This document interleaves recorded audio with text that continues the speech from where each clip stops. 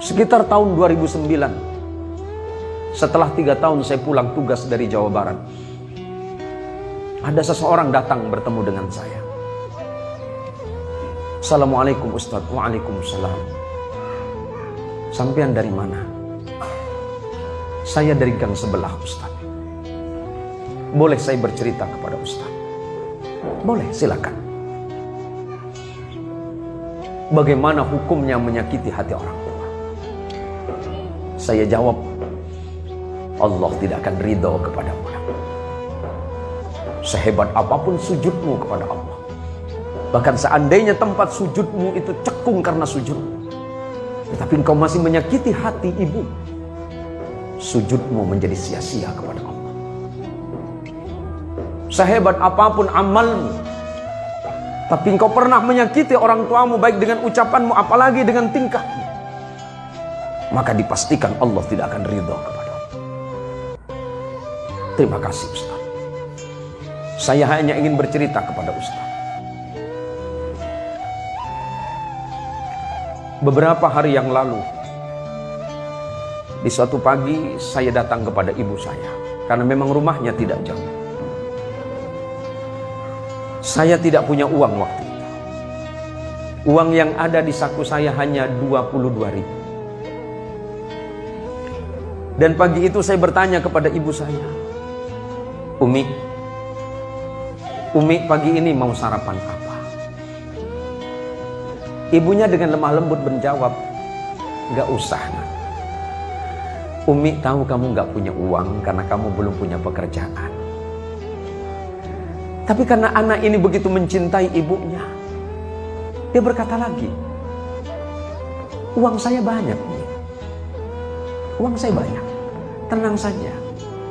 Apa yang Umi pengen, sebut saja. Dan dia tahu bahwa uminya itu senangannya adalah makan sate. Maka walaupun dilarang oleh ibunya, dilarang oleh uminya, dia berangkat ke pasar. Dia ambil sepedanya. Dia tidak punya sepeda motor. Dia berangkat ke pasar dengan uang 22.000 di sakunya. Kemudian 20.000 dia belikan sate.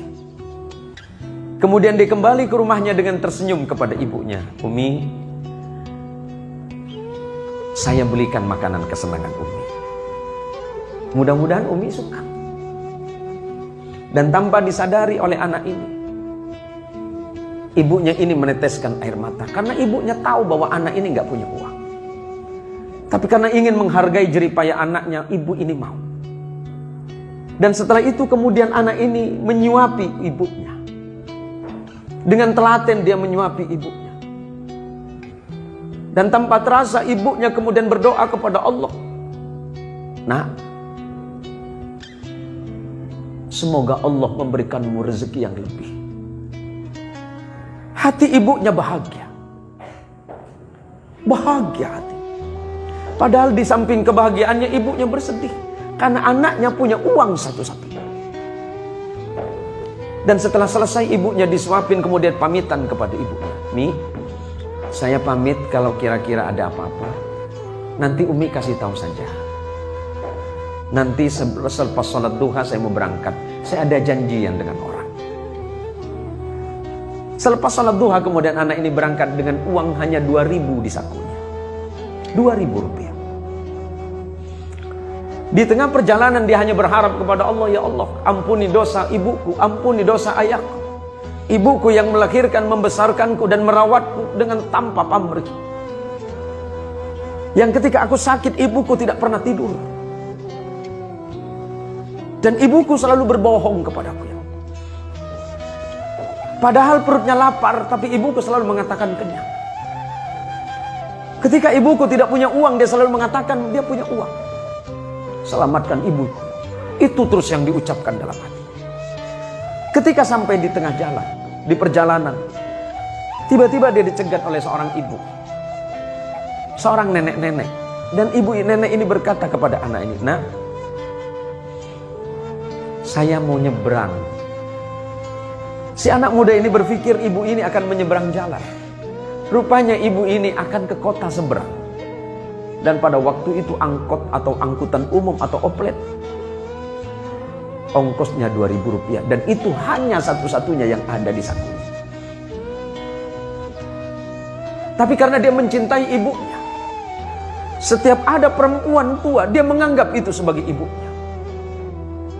Maka dengan sigap anak muda ini bilang, "Ibu, silakan naik. Nanti saya bilang sama sopirnya ibu turun di mana." Maka kemudian anak muda ini dengan sisa uang yang Rp2.000 kemudian diberikan kepada sopir ini sebagai bayaran terhadap nenek yang sudah naik angkot. Berarti habis uang di sakunya.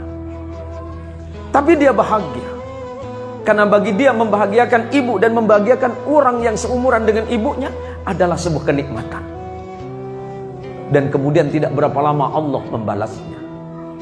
20.000 yang dia bayarkan untuk membelikan makanan ibunya dan 2.000 yang dia bayarkan untuk ongkos ibu tua tadi, Allah balas hanya dalam hitungan 30 detik. Dari arah depan tiba-tiba ada sebuah mobil mewah yang mengklakson dia. Kemudian sopir ini memanggil anak muda tadi. Dan kejadiannya ini sekitar tahun 2009. Dipanggilnya anak muda ini. Dia tanya, "Dek, kamu mau kemana?" "Saya ada janji dengan kawan, Pak. Ada yang bisa saya bantu." "Oh tidak.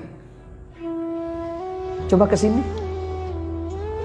Tiba-tiba kemudian orang ini berkata kepada anak muda, "Saya punya sedikit rezeki, memang saya sudah janji dari rumah. Akan bersedekah atas nama ibu saya. Dan saya senang melihat." Padahal orang ini tidak saling kenal. Kemudian anak ini dengan bersusah payah mengatakan, "Pak, Bapak mungkin salah orang. Bukan saya orang yang Bapak maksud." "Oh tidak. Hati saya mengatakan adik orang." Tidak lama kemudian setelah orang ini menyodorkan amplop, si anak muda ini kemudian mengucapkan terima kasih dan memasukkan ke saku celana. Dan dia tidak berpikir apa yang ada di saku celana. Dia masih terus berjalan.